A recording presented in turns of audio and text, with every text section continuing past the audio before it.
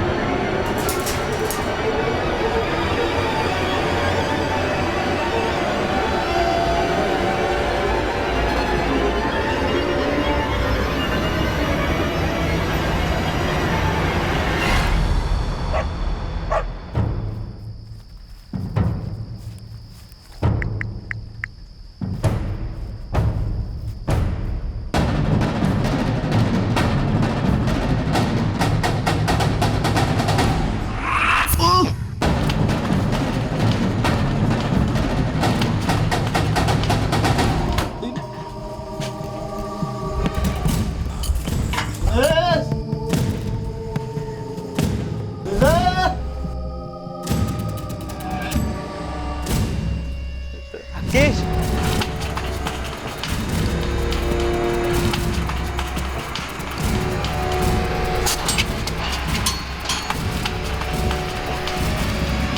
किशोर uncle,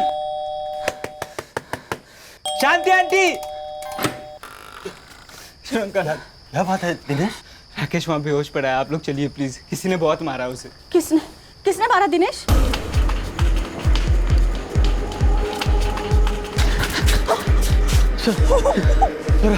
Rakesh, Rakesh, ambulance को phone लगाओ, जल्दी जल्दी करो। ये कैसे हो गया दिनेश? मुझे नहीं पता किशोर अंकल, मैंने दरवाजे की आवाज़ सुनी, उठा तो देखा कि ये बेहोश पड़ा हुआ था।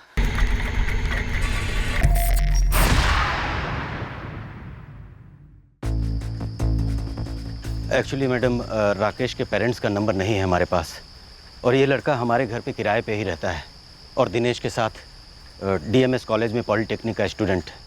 दिनेश, तुम्हारे पास राकेश के पेरेंट्स का नंबर है? आपने कहा ये आपके रेंट पर रहते हैं, आपके पास इनके पेरेंट्स का नंबर नहीं है? मैडम, ज़रूरत ही नहीं पड़ी कभी नंबर की, और रेंट भी टाइम टू टाइम मिल जाता है इनसे। राकेश का फ़ोन लॉक्ड है। दिनेश, तुम्हारे पास इसका पासवर्ड है? नहीं।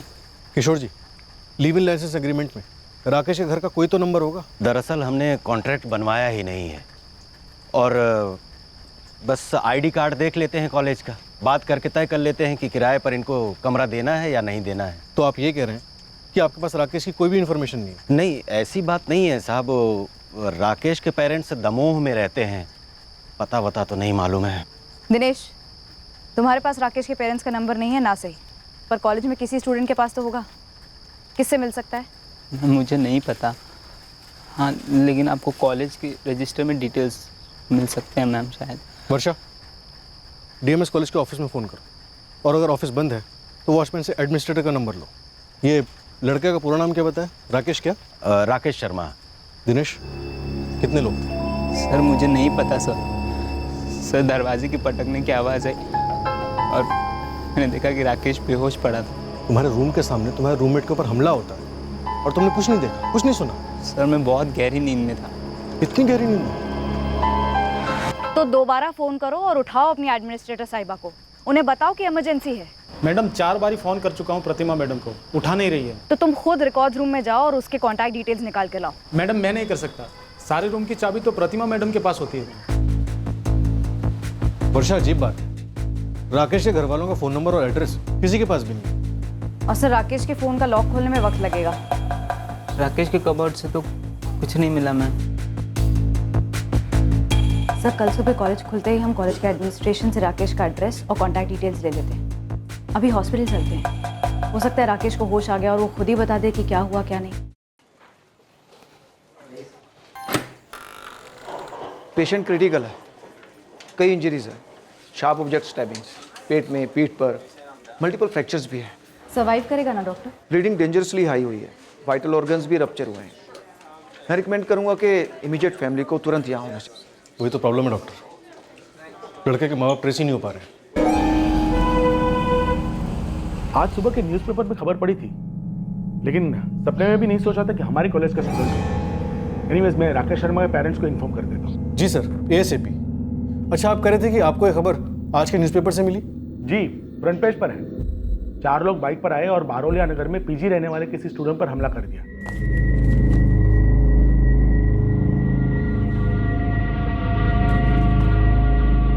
बारोलिया नगर में बीती रात एक युवक पर हमले के बाद चारों हमलावर बारोलिया नगर के तीसरी गली से 2 मोटरबाइक्स पर सवार होकर फरार हो गए। सर ये प्रेस को कैसे पता चला?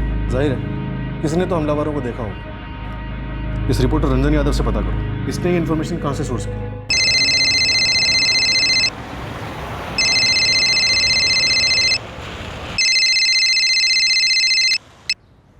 हेलो, दशरथ शर्मा जी बोल रहे हैं, राकेश के पिताजी? हाँ जी, मैं राकेश का पिताजी बोल रहा हूँ। कहिए क्या बात है? जी, मैं राकेश के DMS कॉलेज का प्रिंसिपल बोल रहा हूँ, महेश त्रिपाठी। नमस्ते सर, कहिए। कल रात राकेश पर किसी ने हमला कर दिया, वो ICU में एडमिट है। आप तुरंत जबलपुर आ जाइए। ये कैसे हुआ सर? किसने हमला किया? अरे वर्षा मैडम, हमला करने वाले लोग कौन थे ये तो मुझे अभी तक नहीं पता। हाँ, एक सोर्स का फोन आया था इस अटैक के बारे में। अब प्लीज आप मुझसे ये तो मत पूछिएगा कि कौन है ये सोर्स। कौन है वो सोर्स रंजन जी? राकेश क्रिटिकल है, हम उन हमलावरों को जल्द से जल्द पकड़ना चाहते हैं। मैडम, मेरा सोर्स तीसरी गली में रहता है, लेकिन उसने सिर्फ अटैकर्स को भागते हुए देखा है बस। बाकी जितनी भी इन्फॉर्मेशन है वो सब मैंने इकट्ठी की है हॉस्पिटल से। मैं प्रॉमिस करती हूँ अगर आपका वो सोर्स सिर्फ एक गवाह है, निर्दोष है, तो उस पर आंच भी नहीं आएगी। हम उससे और डिटेल्स निकलवाएंगे, जैसे गाड़ी का नंबर, स्केचेस, काफ़ी कुछ। और अगर वो उन 4 हमलावरों में से एक है या फिर वो जितने भी थे, तो आप उसकी आइडेंटिटी छुपाकर कानूनन जुर्म कर रहे हैं। देखिए मैडम, अपने जर्नलिस्ट होने के सारे राइट्स और ड्यूटीज़ मैं बखूबी जानता हूँ। आप मेरे सोर्स को ऑलरेडी एक्यूज्ड की लिस्ट में गिना रही हैं और आप चाहती हैं कि मैं सोर्स डिस्क्लोज कर दूँ। प्लीज़ हेल्प कीजिए, हमारा उससे मिलना बहुत ज़रूरी है। ओके, लेकिन पहले मैं उससे बात करूँ। राकेश की ये हालत की किसने? पता नहीं, पुलिस अभी तहकीकात कर रही है। तुम्हारी बात क्यों नहीं करा दी राकेश से? क्योंकि राकेश अभी बात करने की हालत में नहीं है संगीता, वो ICU में है, बेहोश है। मैं जानता हूँ ये सब किया कराया भास्कर का है। भास्कर का? भास्कर के अलावा और हो भी कौन सकता है संगीता? मैं उसे छोड़ूंगा नहीं, देख लेना तुम। सॉरी, राकेश शर्मा कोमा में था, अब नहीं रहा। उसके पेरेंट्स ऑन द वे हैं।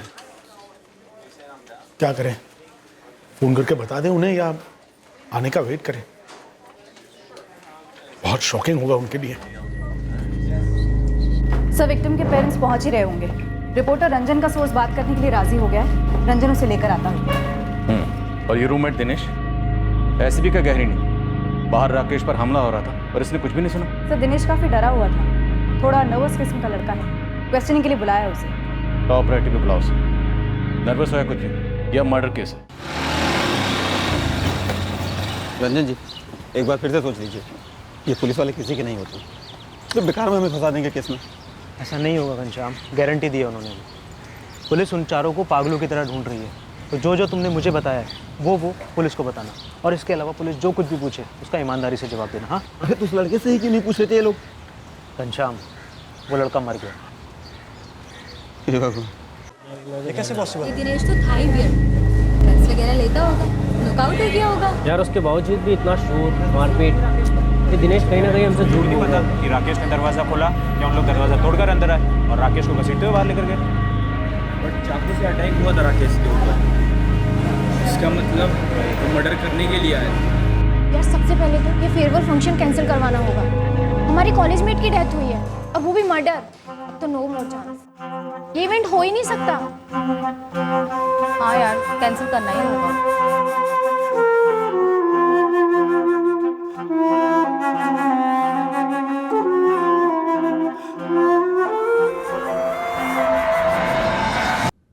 वर्षा जी, अगर ये कह रहा है कि इसने उनके चेहरे नहीं देखे तो नहीं देखे। घनश्याम झूठ नहीं बोलेगा। मुझे बस इतना पता करना है कि इन्होंने ये अनुमान कैसे लगा लिया कि वो 4 लोग किसी को मारकर बाइक पर भाग रहे थे। बारोलिया नगर गली नंबर 1 में हमला हुआ, जहाँ राकेश रहता था, और आपके सोर्स की चाय की दुकान गली नंबर 3 में है। हमला देखना तो इम्पॉसिबल था। तो फिर मैडम, हमने ये कब कहा कि हमला होते हुए देखा? वो तो धंधे के बाद दुकान का शटर गिरा रहा था तो देखा।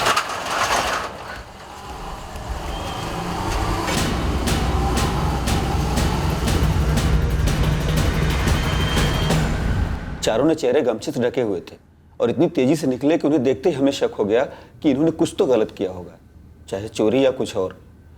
फिर हम घर की तरफ आगे बढ़े तो रास्ते में पुलिस की गाड़ी की आवाज़ सुनाई दी। फिर ये खबर फैली कि आगे 1 नंबर गली में किसी स्टूडेंट पर हमला हुआ है। फिर मैंने 2 और 2 4 जोड़ लिया और रंजन जी को फ़ोन कर दिया। चेहरे ढके हुए थे गमछों से, पर बाइक के नंबर प्लेट्स तो नहीं ढके हुए थे। नहीं मैडम, कसम से नहीं नोट किया। कपड़े कैसे पहने थे? कॉलेज स्टूडेंट्स के जैसे? धोती कुर्ता तो पहने नहीं थे, हाँ शहरी लग रहे थे। मैडम एक टिप दूं, गली नंबर 1 से लेकर गली नंबर 4 तक जितनी भी दुकानों की सीसीटीवी फुटेज है वो सब चेक कीजिए, आते वक्त और जाते वक्त दोनों। जरूर कुछ ना कुछ इंपॉर्टेंट मिलेगा। अच्छा, क्या ये क्या कह रहे हैं आप? किसने किया ये? कैसे हुआ ये सब? मिस्टर जी, अभी कुछ पता नहीं चल पाया, पर हमारी इन्वेस्टिगेशन चल रही है। नहीं, मुझे देखना अपने राकेश, मुझे देखना अपने बच्चे को। पहले आप लोगों ने कहा कि वो घायल है, अभी कह रहे हैं कि वो नहीं रहा। मुझे मिलवाइए मेरे बच्चे, कहाँ है वो? मुझे मिलवाइए अभी इसी वक्त। ठीक है डॉक्टर, मैं इंतजार करूंगा, लेकिन पोस्टमार्टम रिपोर्ट जितनी जल्दी मिल जाए उतना बेहतर होगा।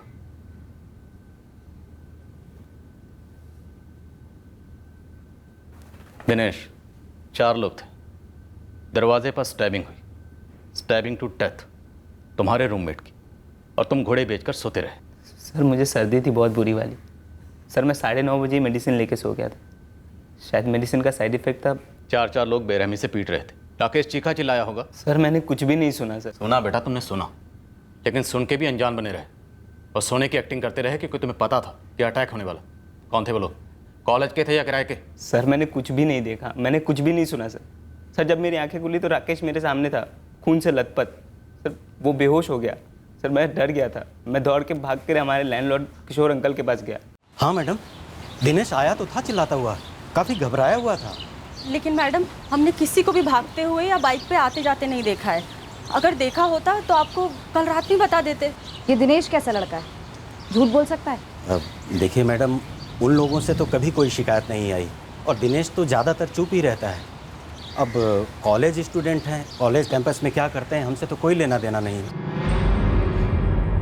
जोश जोश में थोड़ा आउट ऑफ लिमिट चला गया, गर्मा गर्मी में कंट्रोल ही नहीं कर पाया हाथ को। कंट्रोल करना सीखो, नहीं तो धंधा नहीं कर पाओगे। अब साला पूरा डाउट हम लोगों के ऊपर। अभी मेरे से चल गया बस। अब ये बताओ इस सब में से निकलें कैसे? निकलना विकलना कुछ नहीं है।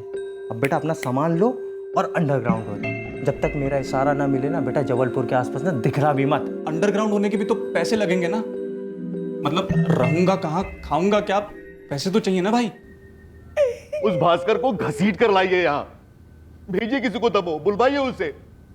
मैं आपसे कह रहा हूं ना सर, उसी ने मरवाया मेरे बेटे को ताकि वो मेरा सब कुछ हड़प सके। भास्कर शर्मा, आपका सगा छोटा भाई, फैक्ट्री और जमीन के मामले को वो इस हद तक ले जा सकता है? अरे उन दोनों की कोई हद है ही नहीं।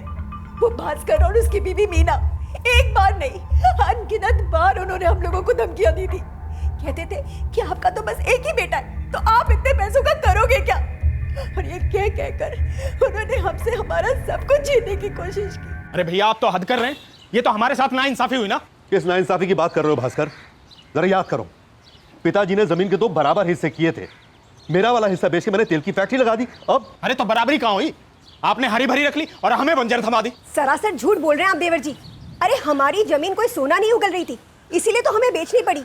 और आप हमारी फैक्ट्री में हिस्सा कैसे मांग सकते हैं? सरासर झूठ तो आप बोल रही है संगीता भाभी। बुलाइए जमीन के कागजात बनाने वालों को। अंधा भी बोलेगा कि आपकी जमीन सोने के दाम बिकी और हमारी जमीन को कोई किसी कीमत पे छूने तक को तैयार नहीं। मीना, तू भास्कर के दिमाग में मेरे खिलाफ जहर भरती आई है। अरे हम दूध पीते बच्चे हैं क्या, कोई जहर भर देगा? साफ साफ दिख रहा है चोरी हुई है, हम देख नहीं सकते क्या? देखिए भैया, फैक्ट्री में भले ही थोड़ा सा हिस्सा दीजिए, पर दीजिए हमें। और वैसे भी हमारे तो 2-2 बेटे हैं, आपका तो अकेला राकेश ही है, फिर भी इतना लोभ कर रही हैं। ये क्या बकवास कर रही है तू मीना? और ये एक बेटा 2-2 बेटे, ये बात कहाँ से आ गई? देख, मेरे एक लौते राकेश पर ना अपनी नजर मत लगा। और फिर हमने कोई दान केंद्र या धर्मशाला नहीं खोल रखा है। अरे भाभी जी, मतलब आप तो ऐसे बात कर रहे हैं जैसे भीख मांग रहे हैं हम। देखिए, अपना हिस्सा लेने आए और लेकर रहेंगे। क्या लेकर रहोगे भाई, जो तुम्हारा है ही नहीं? जो बंटवारा एक बार होना था वो हो गया, बस। पिछले महीने ही जब हमारा राकेश घर आया था, तब भी भास्कर ने एक गुंडा भेजा था उसे जानबूझकर लड़ाई छेड़ने के लिए। पागल हो गए क्या? छोड़ इसे। अबे छोड़, शर्म नहीं आती तुम लोगों को? चला, अपने मालिक के बेटे को उकसा रहे हो। लड़ाई रोकनी चाहिए तुम लोगों को। 3 मिलकर एक को मार रहे हो। अबे शर्म करो।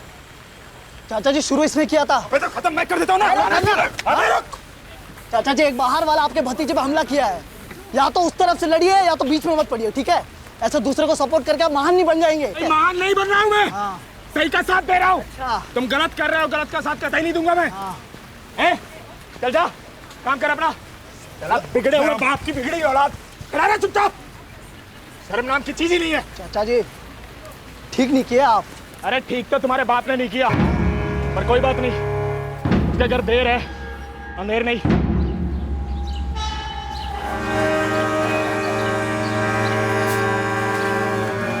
चाय। मीना, संगीता भाभी का फोन आया। कुछ काम करवाना होगा, हिस्से विस्से की तो बात की नहीं होगी। नहीं, वो अपने राकेश का मर्डर हो गया जबलपुर।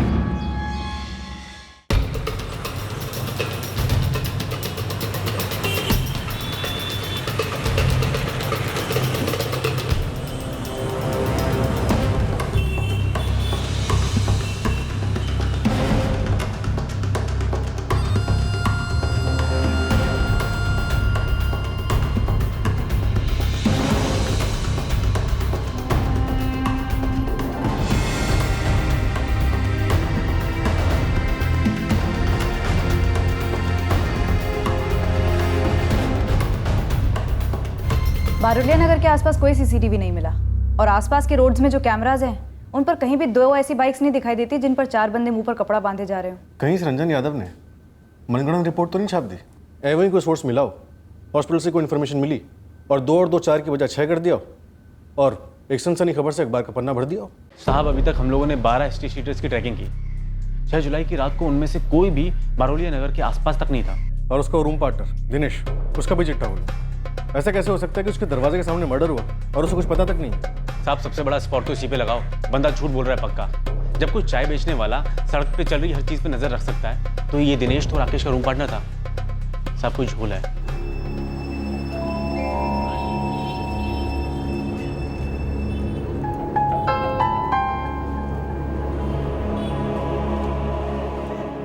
राकेश शर्मा हमारे कॉलेज का स्टूडेंट था, आप लोगों का क्लासमेट था। उसके मर्डर से रिलेटेड कोई भी जानकारी अगर आपके पास है, कॉलेज में कुछ हुआ, तो प्लीज मुझसे झूठ मत बोलना। सर, हमने आपस में बात की, पूरे कैंपस में पूछा, लेकिन ऐसा कोई नहीं है जिसको पता हो कि अगर राकेश का ऑन कैंपस किसी से भी झगड़ा हुआ हो। हाँ सर, आप भी जानते हैं ऐसा नहीं है कि कॉलेज में हमारे झगड़े वगड़े नहीं होते हैं सर। और सर, घर जाकर मर्डर करना बहुत सीरियस चार्ज है, कोई अपने सर क्यों लेना चाहेगा? राहुल गौर, ये लेक्चरबाजी बंद करो, समझे? अपने आप को दूध का धुला दिखाने की कोशिश मत करो। पुलिस ने कंफर्म किया कि 4 अटैकर्स थे, मुझे उन 4 के नाम चाहिए। सर, 6 जुलाई की रात को मैं तो घर पर ही था। मैं भी। निशा त्रिवेदी, तुम या तुम्हारी क्लास की और कोई लड़की या कॉलेज में और कोई लड़की राहुल के मर्डर के बारे में कुछ भी जानती है?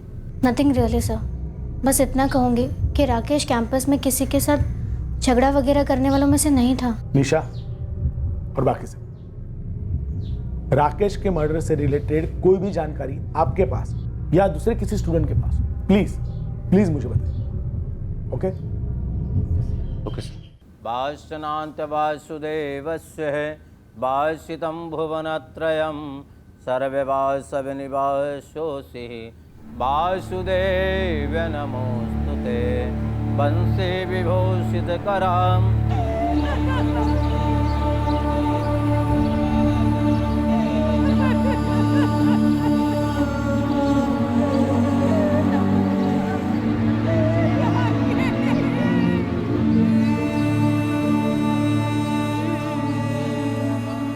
मैंने कहा ना आपसे, जिस झगड़े की बात दशरथ भैया कर रहे हैं वो दमोह मार्केट में हुआ था, कमल और राकेश के बीच में।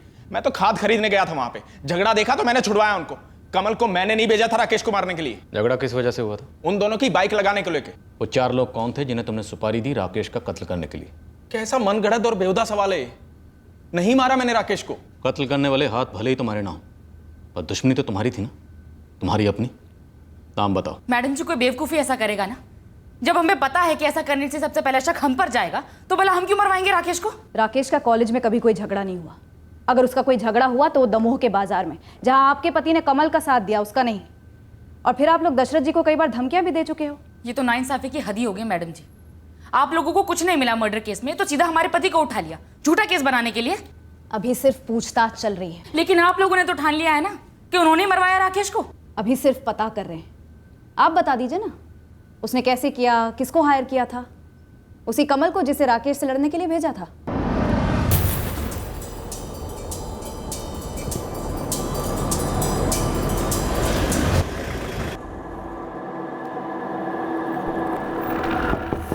अरे साहब, कमल कोई मेरा दोस्त नहीं है, जानता तक नहीं मैं उसे। उस दिन दमोह मार्केट में पहली और आखिरी बार मिला था मुझसे। और उसी एक मुलाकात में तूने उसके अंदर की आग और राकेश के लिए नफरत को बाखूबी पहचान ली, और तभी ठान लिया कि इसे अपना हथियार बनाऊंगा दशरथ भैया से बदला लेने के लिए। अरे साहब, ऐसा कुछ नहीं किया, कुछ नहीं किया मैंने। तुम्हारे अलावा बाकी 3 लोग कौन थे? कमल, हमने सुना राकेश ने बीच बाजार में मार मार की तरह भरता बना दिया। अरे साहब, इसने मेरा भरता बनाया। वैसे 1 महीना पहले हुई लड़ाई की रिपोर्ट वो अब जाके लिखवा रहा आप लोगों को। लड़ाई किस वजह से हुई? उसने अपनी बाइक पार्किंग में ऐसे लगा रखी थी कि मैं अपनी बाइक निकाल ही नहीं पा रहा था। अब कोशिश करने के चक्कर में उसकी बाइक जरा सी क्या गिरी, साला हम ही पे बरस पड़ा। और उसने तुझे धो डाला? नहीं साहब, उसने 2 दिए, मैंने 4 दिए। और बाद में तो उसके बाप के 2 चमचे भी बीच में आ गए थे। नहीं आते ना तो साले की खैर नहीं थी, साले को वहीं के वहीं से जान से मार देता। अरे नहीं साहब, जान वान से थोड़ी मारता। हाँ, 2-3 हड्डियाँ जरूर तोड़ता। वैसे साहब, 1 महीना बाद उसने कंप्लेन क्यों लिखवाई? चल बताता। अरे ये क्या कर रहे हैं साहब? अरे राकेश ने पहले कंप्लेन कराई, इसका मतलब ये थोड़ी ना है कि मैं गुनहगार हूँ। राकेश ने तेरे खिलाफ कोई कंप्लेंट नहीं करवाई है। तो फिर क्यों? क्योंकि राकेश का हो गया है मर्डर। डालो इसे। मैं तो उसे लड़ना ही नहीं चाहता था साहब, और आप सही कह रहे थे, पिटाई उसी ने ज्यादा की थी मेरी। तेरे साथ 3 लोग और कौन थे? मैं तो अकेले था साहब, बल्कि वो 3 लोग थे। और बाद में तो उसका चाचा भी पड़ गया था वो बीच मार्केट में। अबे मार्केट में नहीं, जबलपुर में 6 जुलाई की रात को, जब तूने राकेश के किराए वाले घर पे हमला किया था। नहीं साहब, 6 जुलाई को तो मैं जबलपुर गया ही नहीं था। कोई बात नहीं, अब जाएगा। वाह भैया, और कोई नहीं मिला, हम ही मिले थे ना इल्जाम लगाने के लिए। ये तू नहीं किया भास्कर। हमें इतना गया गुजरा कब से समझ लिया आप लोगों ने? तू ही कहती थी ना हमेशा कि हमारा इकलौता बेटा है, उसे भी छीन लिया तुमने। भाभी, बहुत दुख हुआ था जब पता लगा कि राकेश के साथ ये सब हुआ। पर अभी के आप लोगों के बर्ताव को देख के लग रहा है कि ऊपर वाले ने जो किया सही किया, सही सबक दिया आप लोगों को। जैसी करनी वैसी भरनी। आप लोगों ने हमारे बच्चों से उनका हक छीना, तो भगवान ने आप लोगों से आपका बच्चा छीन लिया। अरे आपको पता भी है, आप लोगों की वजह से कल पुलिस ने सारा दिन हम लोगों को थाने में बिठाए रखा। सही नहीं किया भैया, बिल्कुल सही नहीं किया। बहुत घटिया इल्जाम लगाया हम पर। चल मीना।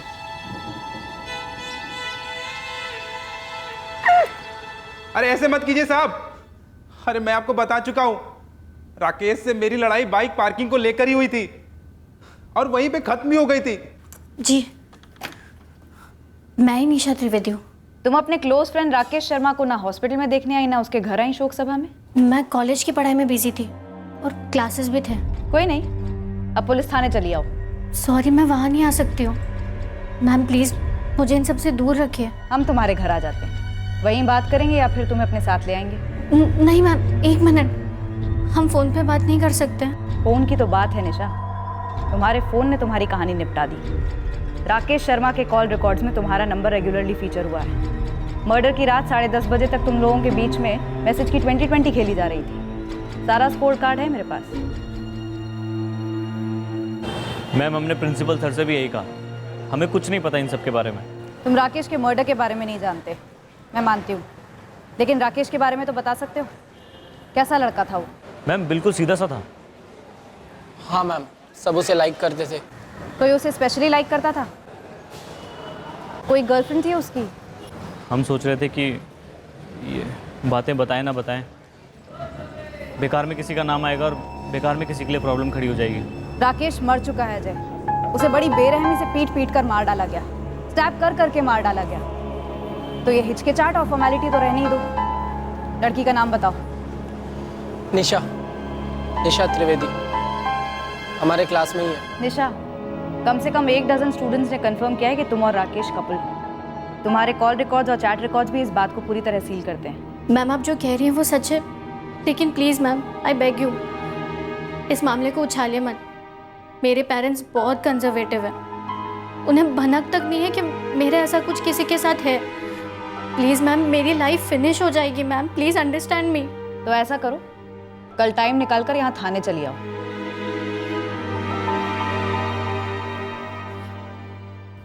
सर, विक्टिम का चाचा भास्कर शर्मा, चाची मीना शर्मा और वो ओवर स्मार्ट कमल गुप्ता, तीनों के फ़ोन रिकॉर्ड्स किसी भी साजिश की तरफ इशारा नहीं कर रहे। चौहान, हो सकता है साजिश फ़ोन पर ना हुई हो। आजकल लोग स्मार्टफोन यूज़ करते करते खुद भी बड़े स्मार्ट हो गए। जुर्म करने से पहले खुद को बचाने का तरीका ढूंढ लेते। तीनों के पीछे अपने लोग लगाओ। सर, राकेश शर्मा के फ़ोन रिकॉर्ड से निशा त्रिवेदी मिली और निशा से बात हुई। एडमिट करती है कि रिश्ता था, पर स्ट्रिक्ट माँ बाप, शायद अंधेरे में ऐसा। वर्षा, 2 पॉसिबिलिटीज़ है। पहली, हो सकता है कॉलेज में कोई तीसरा था जो निशा को चाहता था और राकेश शर्मा उसके रास्ते का कांटा था। सर, ऐसे किसी लड़के का नाम किसी स्टूडेंट ने लिया नहीं। पर फिर भी इस साइलेंट लवर वाले एंगल को डिच मत करना, क्योंकि साइलेंट लवर अक्सर काफ़ी वायलेंट होता है। और दूसरी पॉसिबिलिटी है स्ट्रिक्ट पेरेंट्स, जिनसे छुप छुपा कर ये प्रेम कहानी चल रही होगी। उन्हें भनक लग गई और किराए के हथियारों के जरिए उन्होंने इस प्रेम कहानी का दी एंड कर दिया।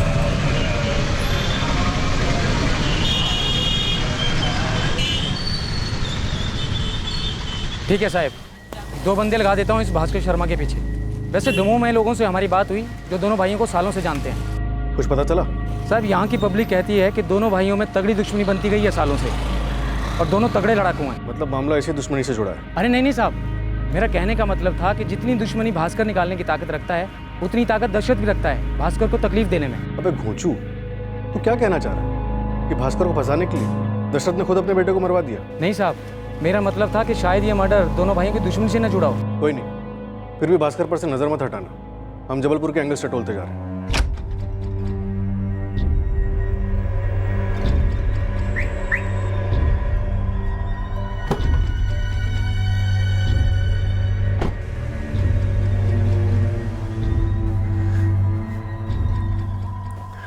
इतना डर क्यों रही हो निशा? मैम, राकेश और मेरे रिलेशनशिप को सिर्फ 2 महीने हुए थे, वो भी सिर्फ कैंपस और फ़ोन पर। हम कभी बाहर मिले ही नहीं थे। डर था कि घर वालों को पता न लग जाए? हाँ मैम, मैंने आपको बताया था ना फ़ोन पर, मेरे घर वाले इस मामले में बहुत स्ट्रिक्ट है। निशा, कहीं ऐसा तो नहीं कि तुम्हारे घर में ऑलरेडी किसी को पता लग चुका था? नहीं मैम, ऐसा मत कहिए। क्या नाम है तुम्हारे फादर का? रतन त्रिवेदी। क्या करते हैं वो? गोल्ड बिजनेस में। तो उनके पास 1 से ज़्यादा फ़ोन नंबर्स होंगे। मुझे उनके सारे नंबर्स चाहिए। मैम, मेरे घर वालों को राकेश के बारे में कुछ नहीं पता, फिर आप क्यों बताना चाहती हैं? नंबर्स?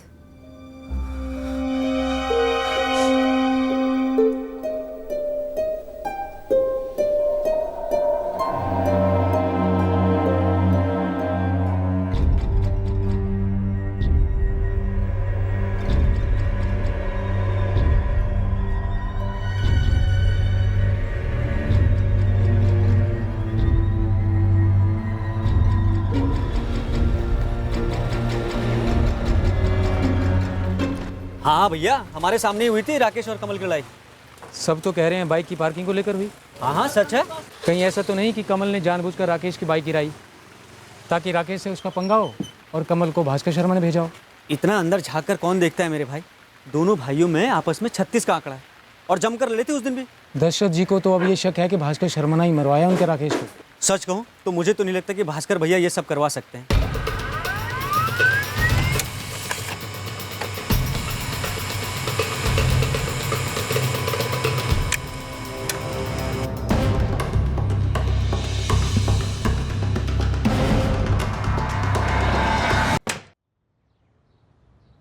निशा। जी पापा।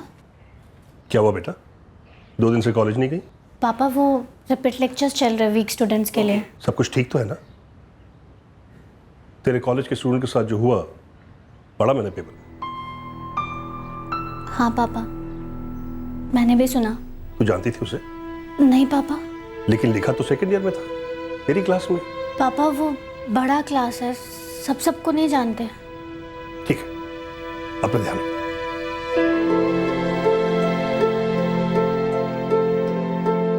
राकेश, तुम्हें पता है तुम्हारे फेस को ना झूठ बोलना नहीं आता और ना ही कुछ छुपाना। क्या पॉइंट क्या है? आज जब हम क्लास के बाद चल रहे थे, वो साइड से गुजरी, तुम्हारी नज़र उस पर लॉक हो गई। फैक्ट इज कि तुम अभी भी उसे भूल नहीं पाए हो। Nonsense. Sham serious about it. ये फालतू के डाउट्स करना छोड़ दो। डाउट नहीं कर रही हो, जो ऑब्वियस है वो बता रही हो। कुछ ऑब्वियस नहीं है। आई लव यू, यही ऑब्वियस है बस। सर, निशा त्रिवेदी के फादर रतन त्रिवेदी के 3 नंबर्स हैं। इन तीनों नंबर्स के कॉल रिकॉर्ड्स में कहीं भी सुपारी गैंग रिफ्लेक्ट नहीं हो रहा है। भास्कर शर्मा के कॉल रिकॉर्ड्स में भी कोई भी सुपारी का एंगल नहीं है। और खबरी नेटवर्क का कहना है कि जबलपुर सुपारी मार्केट ने साफ मना कर दिया है कि यहाँ से कुछ हुआ हो। तो फिर कौन हो सकता है? इंस्पेक्टर, मैंने बाकायदा 3 सीनियर प्रोफेसर्स की इंक्वायरी टीम बैठाई है जो ये पता कर रही है कि राकेश का किसी के साथ झगड़ा हुआ था या नहीं। प्रिंसिपल साहब, राकेश से जुड़ी निजी दुश्मनी हमारे सामने तो हैं और कॉलेज में उसकी एक लव स्टोरी भी सामने आई है। ये बात तो हमारी पकड़ में नहीं आई। वही तो, वो छूट रहा है कैंपस और उसके घर के बीच में। मैं काम करता हूँ कि जितने लोग राकेश के करीब थे उनसे दोबारा से पूछताछ करता हूँ, और अगर हमें कुछ भी पता चला तो आपको इन्फॉर्म करता हूँ। ये नामुमकिन है कि राकेश का किसी के साथ झगड़ा ना हुआ। हमने अक्सर देखा इस तरह के मर्डर अक्सर बदला लेने के लिए किए जाते हैं। सर, कैंपस पर कोई जानबूझकर मुंह बंद कर रखा होगा। मुंह आँख कान तो इस रूममेट दिनेश ने बंद रखे हुए। सर्दी की दवाई का बहाना बना रहा है। जरूर इसका कोई ना कोई इन्वॉल्वमेंट। मुझे पहले दिन से इस दिनेश पर शक है। इतनी क्वेश्चनिंग के बाद भी इसने अपना स्टेटमेंट नहीं बदला। कहीं ऐसा तो नहीं कि निशा और राकेश के लव एंगल में ये ट्रायंगल बना? वो होते हैं ना, एक तरफा प्रेमी, एकदम खामोश।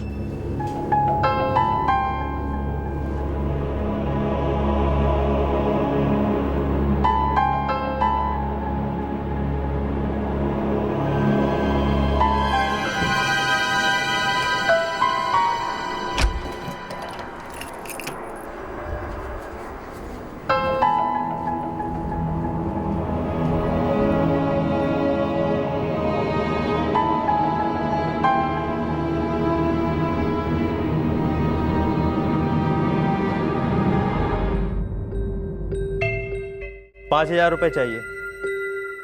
किस बात के मतलब? पुलिस से छुपने में पैसे खर्च होते हैं, रहना खाना। इंसान है हम, भूल गए क्या? नहीं नहीं नहीं नहीं नहीं, ये खबर अभी ठंडी नहीं हुई है। जब तक ये पहले पन्ने से 8वें पन्ने पर नहीं आ जाती ना, ये छपना नहीं बंद हो जाती, तब तक ये खबर ठंडी नहीं हुई है। आप तो वहां आराम से बैठे हो, पुलिस वाले नहीं पहुंच पाएंगे आप तक, लेकिन यहाँ हमारे पीछे पुलिस के खबरी लगे हुए हैं, कुत्तों जैसे ढूंढ रहे हैं। 2 बंदों से तो हमारी खुद बात हुई है। इस केस में कुछ ऐसा था विक्टिम के बिल्कुल इर्द गिर्द जो इस केस का क्रैक था, पर रडार में आया ही नहीं। पर जब आया सभी को जबरदस्त झटका दे गया। लेकिन इस जुर्म का मोटिव अभी भी बहुत दूर था, हमारी समझ और हमारी पहुंच दोनों से कोसों दूर।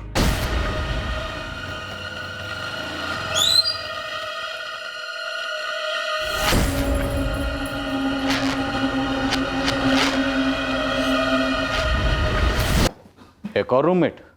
हाँ साहब, इस कमरे में 2 नहीं 3 बंदे रहते थे। ये राकेश शर्मा, दूसरा कुंभकर्ण दिनेश मंडल और तीसरा था सागर राय।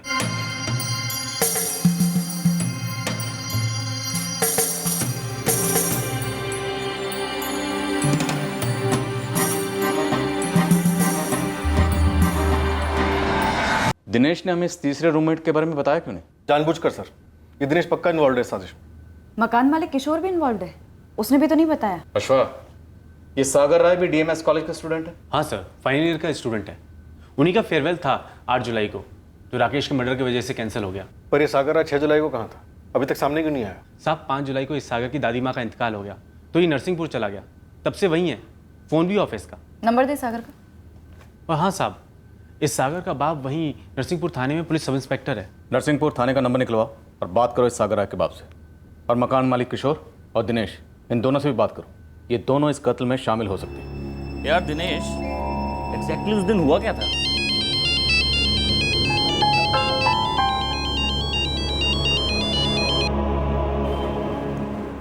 दिनेश, तू सच में घोड़े बेच के सो रहा था? मतलब इसके रूम के सामने इतना मारा उसे कि बिल्कुल आवाज नहीं आई। अरे तुम लोग ना फालतू बकवास मत करो, समझ में आया ना? नहीं, एक्चुअली वो उस दिन सच में बीमार था।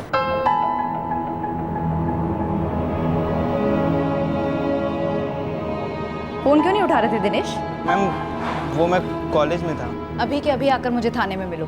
मैम लेकिन ऐसे कितनी बार मुझे पुलिस स्टेशन आते रहना होगा? लास्ट टाइम, पक्का लास्ट टाइम। सिर्फ एक सवाल पूछना है तुमसे दिनेश।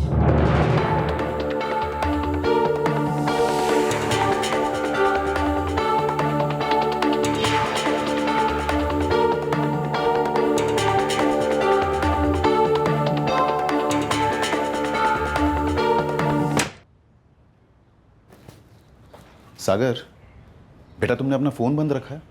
हाँ, वो मैं पढ़ाई कर रहा था तो डिस्टर्बेंस था। जबलपुर पुलिस तुम्हें कॉल कर रही थी, तुम्हारा फ़ोन नहीं लगा तो मुझसे बात की। जबलपुर पुलिस मुझे? हाँ, वो तुम्हारे रूममेट राकेश शर्मा का मर्डर हो गया है। क्या? कब हुआ ये?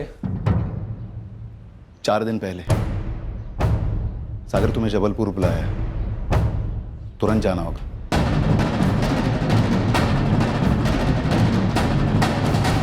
तीसरे रूममेट सागर राय का जिक्र तक न होना महज एक भूल थी या जानबूझकर उसका नाम हमारे सामने नहीं लिया गया था?